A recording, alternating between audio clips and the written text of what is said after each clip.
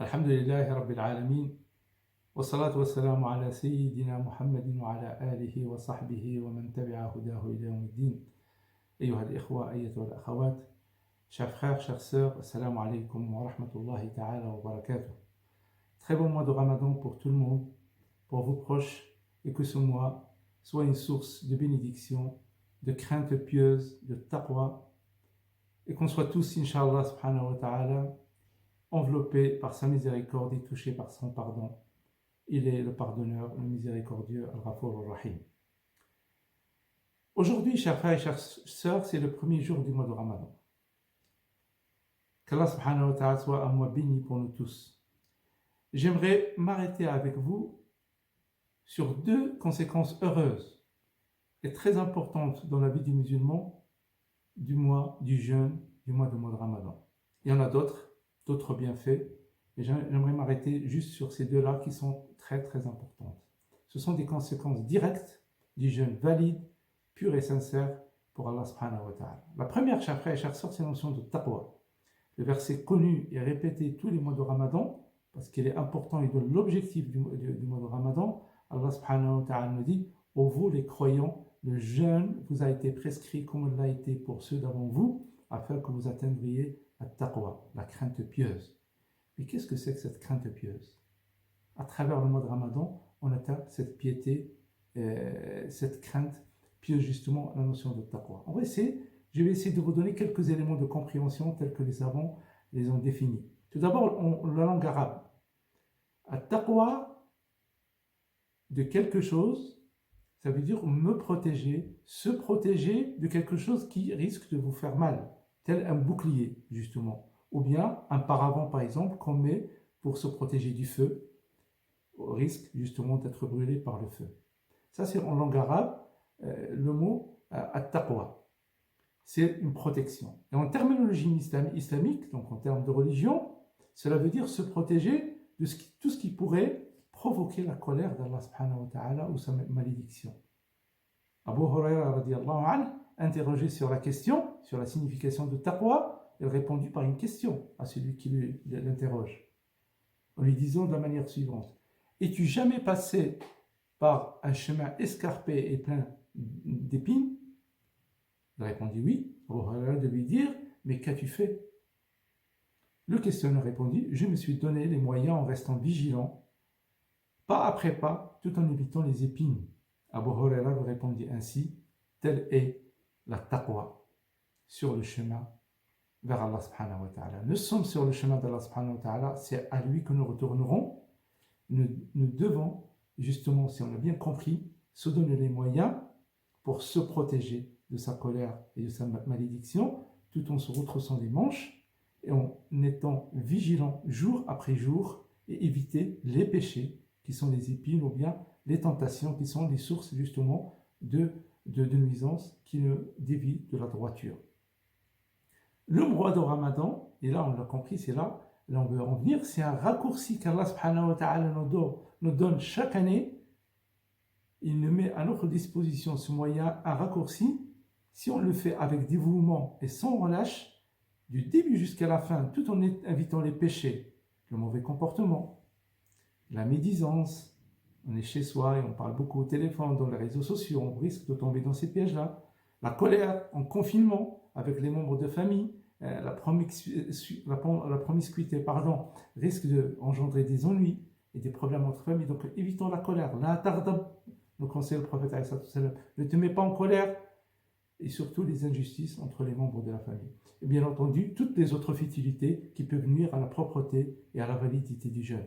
Il faut se mettre au travail, chers frères et chères sœurs. Il faut se retrousser les manches et ne pas rater cette occasion qui nous est offerte par Allah subhanahu wa ta'ala une fois par an pour nous rattraper et nous élever et nous perfectionner. Mais les bienfaits de taqwa, il faut qu'on atteigne de cela pour qu'on soit encore plus motivé. Allah nous dit dans le Coran: Inna Allaha ma'al ladhina taqaw wa hum muhsinun. Allah est avec les muttaqin, avec ceux qui le craignent et ceux qui cherchent l'excellence. Ça veut dire, en arrivant à ce stade, Allah est avec nous, il nous assiste. Il nous donne aussi le discernement. Allah nous dit: Ya ayyuhal ladhina amanu, in tattaqullaha yaj'al lakum furqanan wa yukaffir ankum sayyi'atikum wa yaghfir lakum. Wallahu dhul fadl al-'azim. Si je traduis le verset que vous trouvez dans Surat Al-Anfal, le verset 29, vous qui croyez, si vous craignez Dieu, il vous accordera la faculté de discerner entre le bien et le mal. Ce n'est pas rien. Absoudra vos péchés et vous recouvrera par sa grâce, car il est le détenteur de la grâce infinie.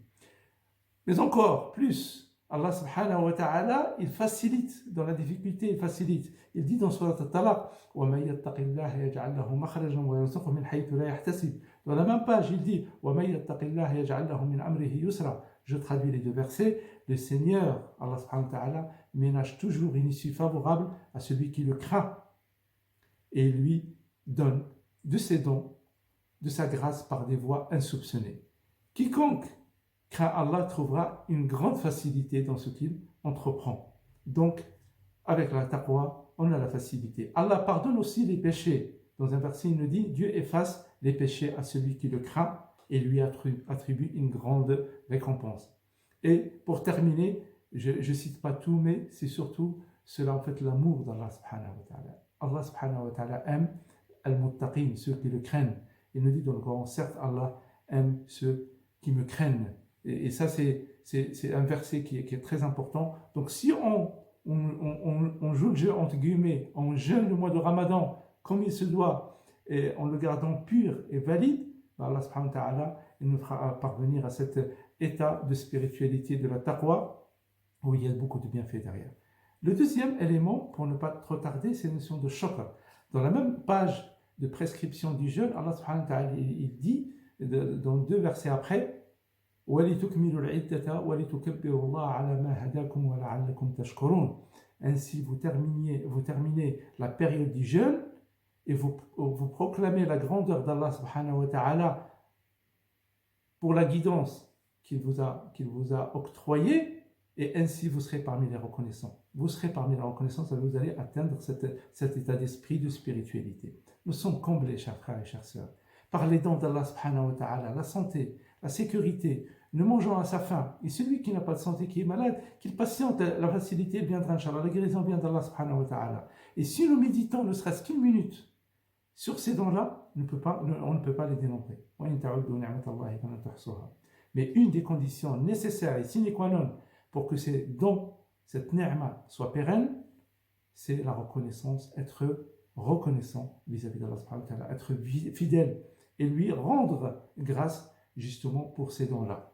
Allah nous a prévenus pour cette condition-là, dans le Coran. Dans le verset suivant, dans Surat Ibrahim, il nous dit, votre Seigneur ne vous a-t-il pas prévenu en disant, j'augmenterai ma grâce si vous êtes reconnaissant, mais mon châtiment sera impitoyable si vous êtes ingrat. Avec le jeûne, fait avec dévouement, permet cette reconnaissance, cette fidélité à notre Seigneur.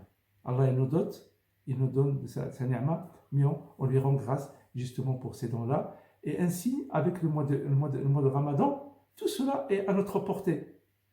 Ayyam ma'doudat. Tout ça est à notre portée, chers frères et chères sœurs. Vous l'avez compris. Ayyam ma'doudat, ce sont des jours comptés. Des jours, c'est l'expression coranique, hein, quelques jours, un mois, ça passe très très vite, on est déjà le premier jour, et le mois de Ramadan, il ne reste qu'une partie, pas la totalité. Donc dans les conditions de confinement de cette année, voulues par Allah subhanahu wa ta'ala, par sa grande sagesse, cela exige de nous non seulement l'acceptation,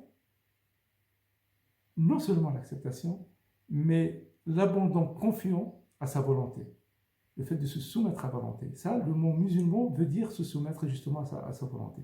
Donc dans ces conditions, nous devons transformer nos maisons et nos demeures en lieu de culte, en lieu d'adoration d'Allah subhanahu wa ta'ala. Nous sommes chez nous, nous jeûnons la journée, et une partie de la nuit, en prière, Inch'Allah, en famille, en évitant le mauvais comportement et les futilités, et l'excès dans la nourriture, et aussi l'excès dans les écrans. C'est une occasion qui risque de ne pas se répéter.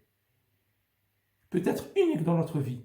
Un mois de Ramadan avec tous ses bienfaits, qui est un mois exceptionnel, le mois de Coran, dans une période de confinement, ça risque de ne pas se répéter. Donc, saisissons l'occasion, un Ramadan tel que celui de cette année, nous devons nous concentrer sur nous-mêmes, sur nos familles, pour s'élever et sortir grandis, Inch'Allah, tous de ce mois de Ramadan.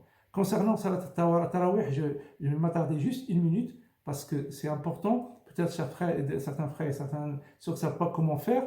Le principe dans Salat at-Tarawih, c'est de le faire tout seul et chez soi. C'est une sunna recommandée du prophète alayhi salatu wassalam, et le plus important, c'est de le faire. Et cette année, puisqu'on est confiné, pourquoi pas le faire en famille, avec les membres de la famille, la petite famille, sans rassemblement, extra rassemblement, ou inviter des gens chez soi, et les mosquées sont fermées, justement pour le faire. Celui qui connaît une partie du Coran, ou le Coran tout entier, qu'il récite d'une manière naturelle, quand il termine ce qu'il a récité, il recommence dès le début. Ce n'est pas une condition de terminer le Coran en entier. Mais quand on n'est pas dans cette capacité-là, il est tout à fait possible de lire à partir du livre sacré, le Coran, surtout dans ces conditions. Et pour votre connaissance, Tawban qui est Mawla al-Rasul alayhi salatu wassalam, ça veut dire qu'il a été libéré de l'esclavage par le prophète alayhi salatu wassalam. Il priait à Aïcha derrière lui tout en lisant du mushaf de Coran. Enfin, ce qu'il avait comme partie de Coran écrite. L'essentiel, c'est de le faire, chers frères. Ne cédez pas à des freins imaginaires. Formulez l'intention, se mettre entre les mains d'Allah subhanahu wa ta'ala avec humilité et l'implorer. Il nous attend pour nous pardonner. Il nous attend pour nous faire miséricorde. Faisons-le avec une intention pure et une intensité du cœur, et soyons certains de la récompense d'Allah subhanahu wa ta'ala. Il est le généreux, il est notre Seigneur qui nous attend justement pour nous envelopper par sa miséricorde. أقول قولي هذا وأستغفر الله لي ولكم والحمد لله رب العالمين. اللهم أعنا على الصيام والقيام وعلى تلاوة القرآن. والسلام عليكم ورحمة الله تعالى وبركاته.